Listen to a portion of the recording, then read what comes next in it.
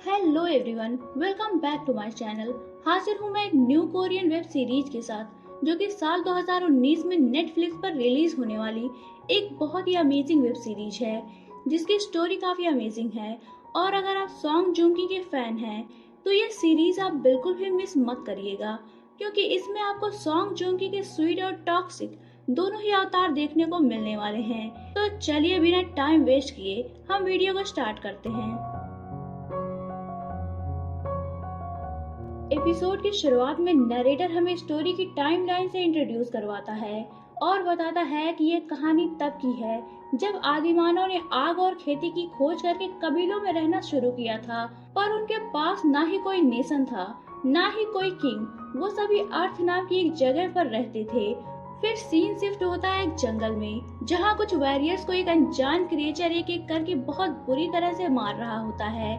वो क्रिएचर इतना तेज होता है कि वो किसी की नजर में आए बगैर उन सभी को मार देता है। पर जब उनमें से एक आखिरी बंदा बचता है तो वो क्रिएचर सामने आता है, जो कि दिखने में तो ह्यूमन होता है, पर उसकी ट्रांसफॉर्मेशन पावर से हमें पता चलता है कि वो एक बीस्ट है। वो बीस्ट उस आखिरी बंदे को भी मारने वाला होता है। तभी पहाड़ी के ऊपर से सोल्जर्स तीर बरसाते हैं और वो बीस्ट भाग जाता है। इस पर वो सारे सोल्जर्स उसका पीछा करने लगते हैं।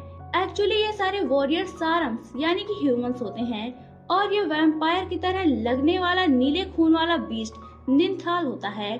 नरेटर हमें बताता है कि सारम और निंथाल के बीच की जंग सालों से चली आ रही है। इस जंग की शुरुआत हिवेन लेक के पास के व्हाइट माउंटेन से हुई थी, जहां सारम अपने लीडर सरंग निरूहा के लीडरशिप में निंथाल्स के लीडर राकनारोस और उसके बेटे रगास से मिलते हैं और उन्हें अनाज देने के बदले उनसे उनके मिलिट्री फोर्स और अनाज उगाने के लिए उनकी जमीनें मांगते हैं। इस पर निंथाल्स एग्री नहीं होते और वो वहां से चले जाते हैं, क्योंकि वो बीस्ट होते हैं, उन्हें अनाज की कोई जरूरत नहीं होती है। पर सनंग निरूहा इस पर भी हार नहीं मानते। वो कुछ ब्लैंकेट्स और क्लॉथ के बंडलों के साथ व्हाइट ट्राइब की आशा हॉर्न को निंथाल्स के पास भेजते हैं। सारे निंथाल्स क्रोसेंट मून फेस्टिवल को सेलिब्रेट करने के लिए इकट्ठा हुए होते हैं। इस पर वो आशा हॉर्न के लाए कंबलों और क्लॉथ्स को यूज करते हैं। तो कुछ अजीब होता है, वो सभी मरने लगते हैं। उनमें एक महामारी फैलने लगती है। एक्चुअली जो क्लॉथ्स और कंबल आशा हॉर्न लेकर गई थी उनमें एक स्पेशल टाइप का वायरस डाला गया होता है जो निंथाल्स पर तेजी से असर करता है। और ये आइडिया सनंग निरूहा के बड़े बेटे टैगोन का होता है। जब सारे निंथाल्स वायरस की वजह से मरने लगते हैं तो वो पहाड़ी की चोटी से उन पर फायर एरो बरसाता है, जिससे उन सभी में भगदड़ मच जाती है। इधर आशा हॉर्न देखती है कि उनके टेंट के पास एक निंथाल वोमेन पड़ी होती है। उसके पास एक छोटा बच्चा भी होता है। आशा हॉर्न उस रोते हुए बच्चे को अपनी गोद में उठा लेती हैं। इधर निंथाल के लीडर राकनारोस का बेटा रगास अपने निंथाल लोगों को सेव करने की कोशिश कर रहा होता है। तभी वो देखता है कि एक डेड निंथाल लेडी का बच्चा उसके पास ही पड़ा होता है। वो बेहोश होता है। इस पर रगास उसे उठा लेता है। इधर आशा हॉर्न को उसका एक सोल्जर आकर ब्लैंकेट में वायरस होने की बात बताता है, जिसे सुनकर आशा हॉर्न शॉक्ड हो जाती है और गिल्टी फील करती है। वो सोल्जर आशा हॉर्न को जल्द से जल्द वहां से चलने के लिए कहता है, पर आशा हॉर्न इस बात के लिए एग्री नहीं होती। तभी वहां रगास आता है और उस सोल्जर्स को मार देता है। फिर वो आशा हॉर्न से कहता है कि तुम्हारे लोगों ने मेरे कबीले के मासूम लोगों का खून बहाया है, अब तुम लोगों को भी इसी तरह मरना होगा। रगास आशा हॉर्न को भी मारने के लिए आगे बढ़ता है, पर उसकी गोद में एक निंथाल बच्चे को देखकर रुक जाता है। रगास पर भी उस पॉइजन का असर थोड़ा थोड़ा हो रहा होता है। आशा हॉर्न रगास की पीठ पर बंधे निंथाल बच्चे को देखती है और रगास से सॉरी बोलती है और कहती है कि मुझे नहीं पता था कि मेरे लाए सामान में किसी तरह का कोई वायरस है, वरना मैं कभी यहाँ इसे लेकर नहीं आती। फिर आशा हॉर्न रगास से उन दोनों बच्चों को बचाने के लिए वहाँ से दूर चलने के लिए कहती हैं। रगास आशा हॉर्न पर भरोसा करता है और वो दोनों बच बचाकर वहाँ से दूर निकल जाते हैं। इधर टैगोन के लीडरशिप में ज्यादातर निंथाल्स को सारम सोल्जर्स मार डालते हैं। शायद ही कुछ निंथाल्स अपनी जान बचाकर भागने में कामयाब हो गए हों। इधर सारम के लीडर्स अपनी जीत पर खुश होते हैं। किसी को भी आशा हॉर्न का ख्याल नहीं आता और इस जीत का क्रेडिट टैगोन को देते हैं। पर इस पर भी वो चुप नहीं बैठते और बचकर भागे हुए निंथास को ढूंढ ढूंढ कर मार रहे होते हैं। इसी तरह कुछ साल बीत जाते हैं। आसाहान और रगास निंथाल बच्चों रत्तिब और रानिक को पालने के साथ साथ अपनी एक नई जिंदगी शुरू कर चुके होते हैं। आसाहान 2 जुड़वा बच्चों को जन्म देती हैं, जो कि सारम और निंथाल दोनों की मिली जुली प्रजाति के होते हैं, जिन्हें आर्थडल की दुनिया में इगूटू कहा जाता है। एक दिन आसाहान अपने बेटे यूसियाम को लेकर सोई हुई होती हैं। यूसियाम को हैवी फीवर होता है। तभी वहाँ एक व्हाइट स्नेक आता है।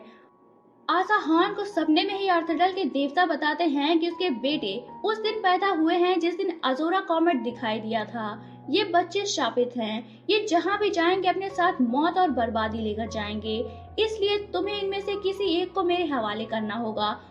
आसाहान उनकी बात पर एग्री नहीं होती और अपना बच्चा देने से इनकार करती हैं। इस पर वो कहते हैं कि ठीक है, तुम बच्चों को नहीं दोगी तो तुम्हें इन बच्चों के फादर को देना पड़ेगा।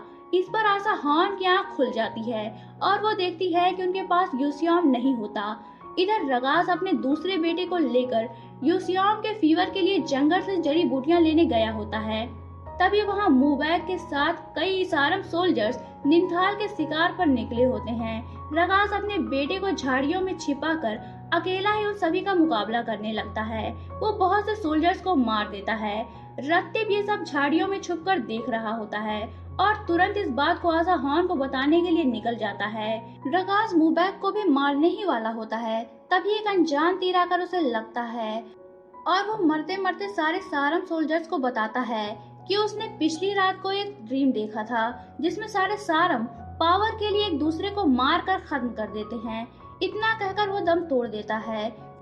सारे सारम सोल्जर्स उसकी इस बात को सीरियसली लेते हैं क्योंकि निंथाल के पास अपने ड्रीम में फ्यूचर देखने की पावर होती है।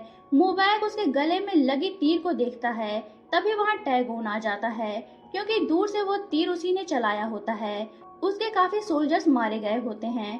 तभी वो एक मरते हुए सोल्जर को देखकर उसके पास जाता है। वो सोल्जर टैगोन से ओलिम सानी रिचुअल परफॉर्म करने के लिए कहता है, जो कि मरते हुए लोगों की आत्मा की शांति के लिए व्हाइट ट्राइब के प्राइस्ट करते थे। इस पर टैगोन ये रिचुअल परफॉर्म करता है।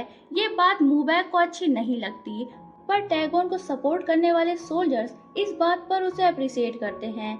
इधर आसाहान नींद से उठकर यूसियाम को ढूंढने लगती हैं। तभी वो देखती हैं कि यूसियाम रानी की गोद में है। ये देखकर वो रिलैक्स फील करती हैं। तभी वहाँ रत्तिब आकर रगास के बारे में बताता है तो आसाहान घबराकर यूसियाम को लेकर रगास और अपने दूसरे बेटे को ढूंढने निकल पड़ती हैं। इधर टैगोन 2 सोल्जर्स के साथ जंगल में घूम रहा होता है। तभी उसे झाड़ियों में कुछ नजर आता है। उसके दोनों सोल्जर्स वहाँ जाकर देखते हैं तो वहाँ उन्हें एक छोटा बच्चा मिलता है।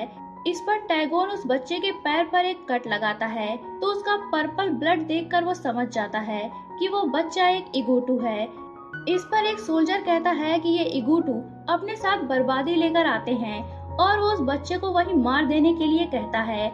इस पर टैगोन उस सोल्जर को वहीं मार देता है। दूसरा सोल्जर भागने की कोशिश करता है तो वो उसे भी मार देता है और सारे सबूत मिटाकर उस बच्चे को अपने साथ लेकर चला जाता है।